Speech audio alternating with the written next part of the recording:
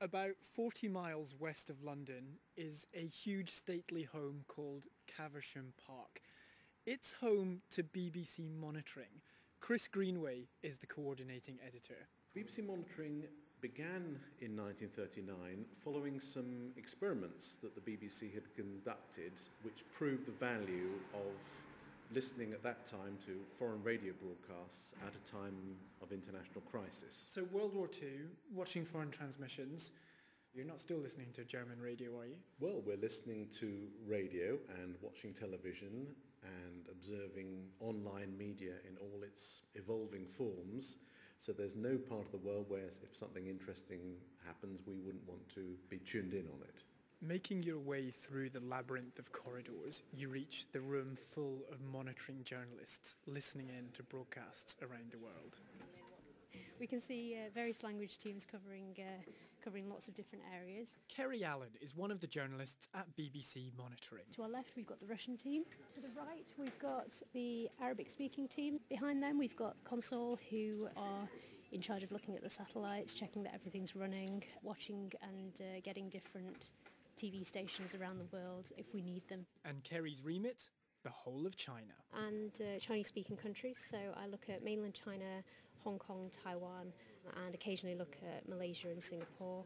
I look at platforms like state-owned media like CCTV, People's Daily, Global Times, and I also keep a good eye across Chinese social media. The teams here follow all the big stories. I'm Laura Smith. I'm a jihadist media analyst at BBC Monitoring, and we are looking at lots of different jihadist sources online. So we look at media outlets of particular groups, including, for example, Islamic State Group and Al-Qaeda, and also lots of different supporters. But over the past few months, one topic has dominated the headlines, even in China.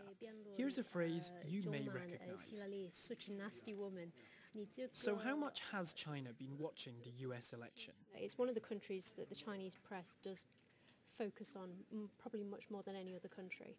When the race first began, for Chinese readers, the candidate that they liked the most was Bernie Sanders. For a long time before that, Hillary Clinton used to be the key person that Chinese media were closely following. There has been this big shift now towards Donald Trump as somebody that the Chinese would like to see come to power. But at the same time, there have been people online who've been saying that Donald Trump's a bit of a buffoon. Some of the comments he's made haven't gone down too well with the Chinese public, particularly his suggestion of building a wall along the Mexico border, much like the Chinese wall. This went down very, very badly in China. Vitaly Shevchenko is Kerry's opposite number, keeping eyes and ears on Russia. Hillary Clinton is the second most mentioned personality in the Russian media after Vladimir Putin, the president. In terms of who the Russians want to win, Donald Trump seems to be their favourite. So at the moment, we're looking at some screens. This is the first news bulletin of the day, shown on state-funded Channel 1.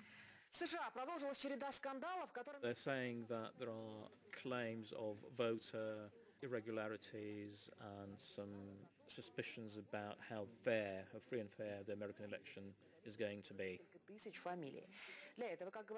The eyes of the world will be on America's election, but watching the world's reaction will be BBC Monitoring.